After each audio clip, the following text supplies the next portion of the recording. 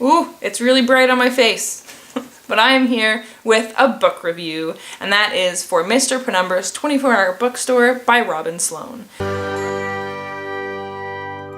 So I will start off by telling you what this book is about. So it is about a guy named Clay who gets a job at a 24-hour bookstore working the night shift. He works from 10 p.m. till 6 a.m. and it's a weird bookstore. There are some regular bookshelves at the front of the bookstore that have regular used books, but at the back of the store it's really narrow and really tall. There's 3 stories of shelves with only one ceiling. Like, it's a 3-story high ceiling with shelves going all the way up, and they're just really weird books with weird titles that are just super weird.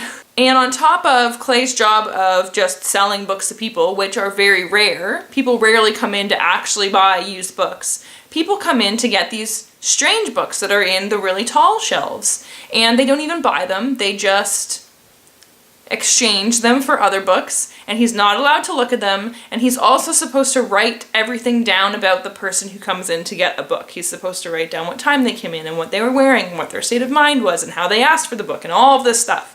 And so it's about Clay trying to get to the bottom of this weird bookstore. I gave this book 3.5 stars. I enjoyed it, but I'm gonna say I loved the first quarter or so of it. Absolutely loved it.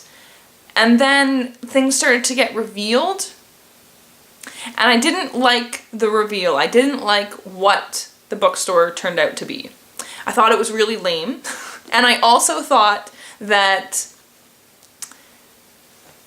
what the bookstore was didn't make sense with all the stuff in the beginning that he was supposed to be doing, and how I feel like it just didn't it didn't mesh together, and it didn't really work or make any sense. So that's what really disappointed me about the book. As a whole, I really enjoyed the writing, and there were some parts, even after I knew what was going on and I wasn't really a fan of it, there were parts throughout that were really interesting and really well done and suspenseful, and I was like, oh my god, what's gonna happen? So it was well done, but I didn't really like, again, what the bookstore was. I really would have wished that it would have been something else, and if it was something else, the story would have been completely different.